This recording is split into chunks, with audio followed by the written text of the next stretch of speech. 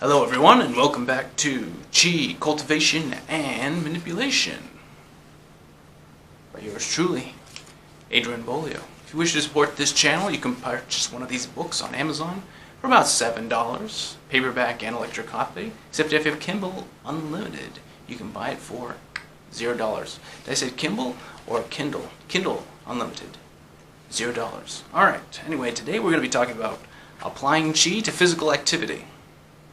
You might have seen martial artists concentrate their Chi and break a large pile of ceramic blocks with just one stroke, while every time they hit the potential to break bone. The masters always state that it is Chi and it is through meditation that you can manipulate Chi to be applied to martial arts. If you have practiced all of the exercises up to this point covered in the book, you should be able to apply Chi in practice while you physically are active. You can meditate or pull energy from your chest into your body as well from your gland to give you an energy boost. But then by using the full body topa, you can direct it into any part of your body. You can concentrate Chi, give it attributes, and have it assist in your movements and actions.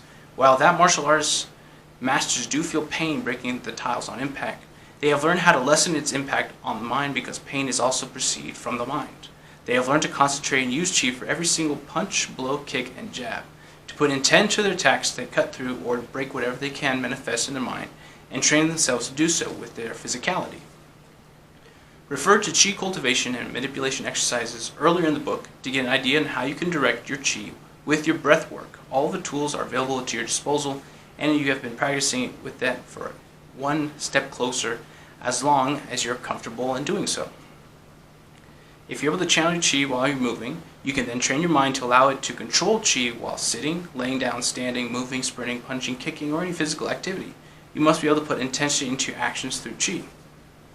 So one way of doing so is once you learn how to meditate, can generate Chi and be able to direct it into part of your body, you can then start being physically active.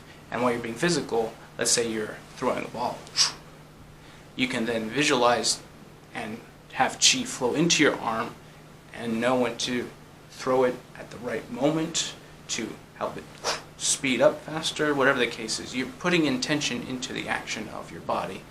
And in doing so, you're also allowing Chi to flow into the parts of the body that you need to be changed or adhere to certain attributes.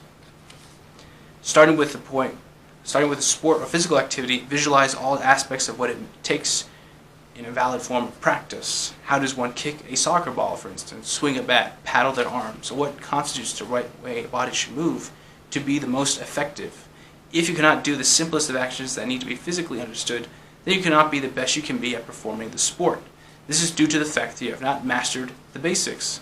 Visualization and practice must go hand in hand, but it's beyond just practice, because this is metaphysical. You practice to a goal that must be sound and profound, and beyond what you can physically achieve now, but in time you will.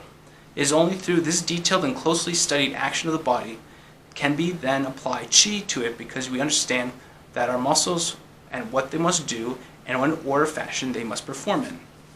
Visualize your goal, note how your body must change to get there, study the action of how your muscles must work, and then you will have a blueprint of how you can apply your Chi to mimic the action of your body that you want to incur. Once you have the clear vision in your head, you must now enact the same process in the muscles, breathing, and other repeated functions. When you are about to regain the physical activity, practice your Chi exercises to get your mindset on utilizing Chi. Once you're confident with your Chi manipulation and concentrating in the proper areas of your physical activity, then begin practicing your physical activity. You will very shortly notice the differences as you spend time practicing with Chi, noticing that you can go longer through pain or that you can feel every movement and execute it with precision. You have to develop topas that best suit the actions of your practice and how best to use strategy of the sport to assist your body.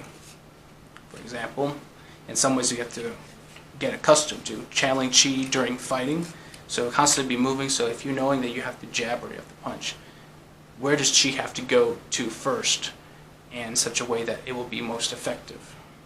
Concentrating and exerting the Chi outward in a punch. So as we had a demonstration where you're closed-handed fists and you're concentrating here, you can then, how you lightly punch. You can apply the same force by concentrating in the hand the same way without having to do the different hand gestures. and then you can apply it to the punch. Forcing the legs to go faster while running. Master punches, focused hits, and flawless movements and actions, stronger muscles, leaner muscles. So in a way you could enact change on muscles, both physically healing them, and you can also enact them so that they work faster or harder or have a greater impact. So by putting this intention into yourself and the chi flowing into those areas, you're allowing your body to become super in some way, some form. I recommend you record your physical process and progress as you change over time as well. If you use a notebook for the other exercises, great, but exercises with chi will yield so many astounding new feats and changes to your physical body. You will find that you can train much longer than most people, recover faster on the spot, and all of this important improvement what you need to look back on. You need to mentally take note or look back on the filled binder of all the accomplishments. This will help strengthen your power and confidence in yourself to keep moving forward.